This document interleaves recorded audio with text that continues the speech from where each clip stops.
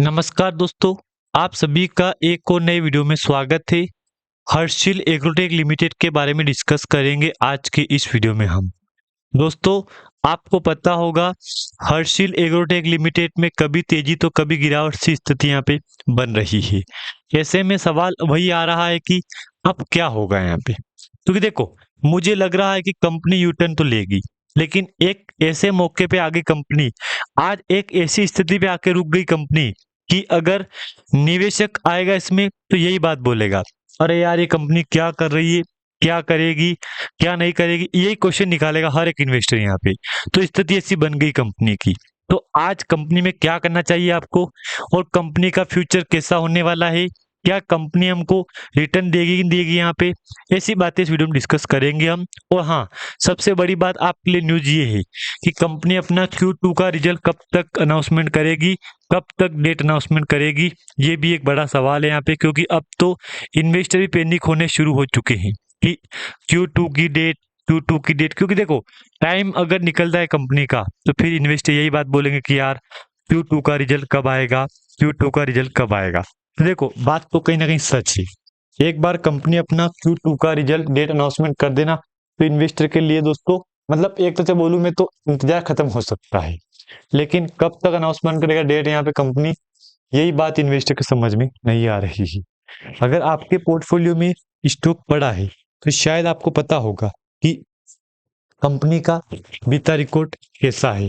तो मुझे लग रहा है कि कंपनी आने वाले टाइम में बहुत ही जल्द कुछ अनाउंसमेंट भी करने वाली है। ये बात भी शायद आपको पता होना चाहिए यहाँ पे।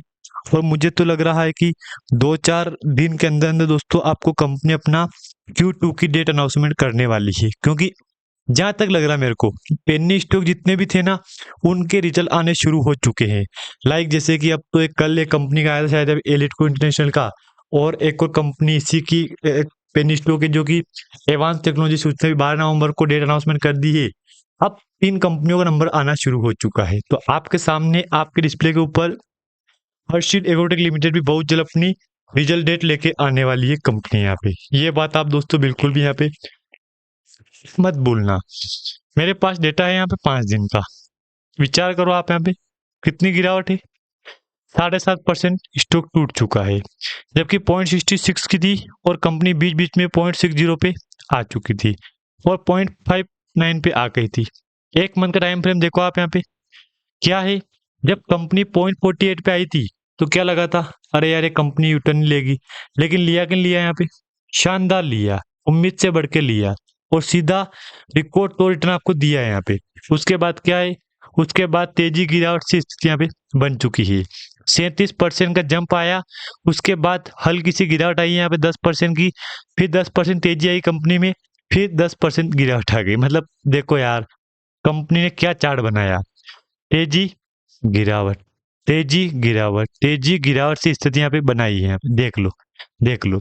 लेकिन जिन जिन इन्वेस्टर के समझ में आ गया है वो तो दोस्तों एक ही बात का ध्यान रखेगा यहाँ पे, मौका ढूंढेगा। वो क्या ढूंढेगा, मौका। लाइक ये मौका है, मौका मिला यहाँ पे, ये मौका मिला, ये मौका मिला। क्योंकि देखो, ये कम टाइम में आपको अच्छा रिटर्न दे रही है। यहाँ पे देख लो, आप खुद देख लो यहाँ पे 40%, एवरेज में 40% दे दिया है इन्हें 5-10 दिन के अंदर।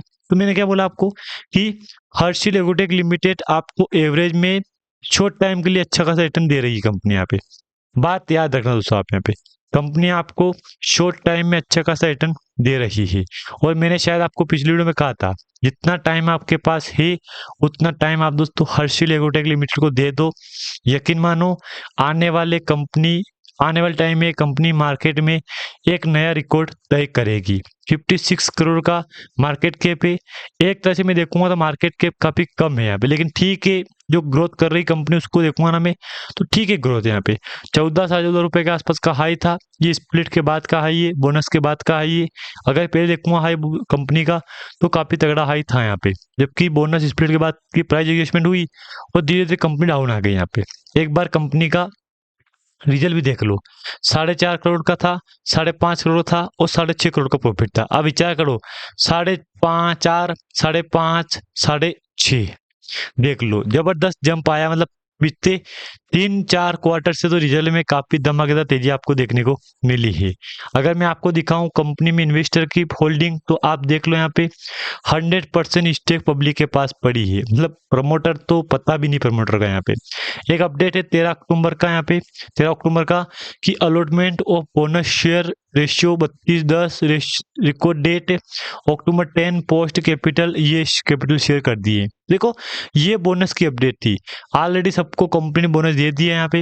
अब तो बहुत कम इन्वेस्टर बाकी है कि जिन्होंने बोनस नहीं मिला यहाँ पे। अब ये चार्ट देख लो, back to back jump, back to back jump, back to back jump, फिर यहाँ पे आके स्प्लिट दे दिया कंपनी ने, फिर बैक टू बैक जंप, फिर गिरावट, फिर गिरावट, फिर तेजी, फिर गिरावट, फिर राइट इश्यू यहाँ पे, फिर गिरावट तेजी, फिर तेजी आई, फिर गिरावट आई, फिर तेजी, फिर गिरावट, फिर तेजी, फिर गिरावट, तेजी गिरावट, फिर गिरावट गिरावट गिरावट तेजी, फिर उसके बाद गिरावट, फिर तेजी। ऐसे कंपनी करते करते बोनस दे दिया यहाँ पे, स्प्लिट, राइट इश्यू, बोनस सभी घोषित किया है, लेकिन क्या फायदा? इतना होने के बावजूद भी कंपनी आज एलसी में चल रही है यहाँ पे, तो क्या फायदा? आप खुद विचार करो।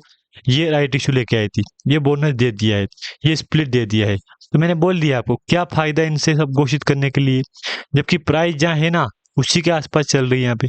आज भी कोई नाम नहीं है कंपनी की प्राइस में ऊपर जाने के लिए, कुछ भी नाम नहीं है कंपनी का, तो फिर क्या फायदा है इसे? जिन जिन इन्वेस्टर के पास स्टॉक पड़ा है उनको भली भांति पता होगा कि कंपनी आने वाले टाइम में क्या ग्रोथ करवाएगी। देख लो 1 2 3 4 5 6 7 8 दिन से तेजी, 3 दिन गिरावट, 2 दिन तेजी, 3 दिन गिरावट। अब देखते हैं आज कंपनी मार्केट में क्या करती है। दोस्तों यहाँ तक अगर आपको जानकारी अच्छी लगी तो वीडियो को लाइक कर देना, अगर चैनल पे नए हो आप यहाँ पे तो सब्सक्राइब कर देना।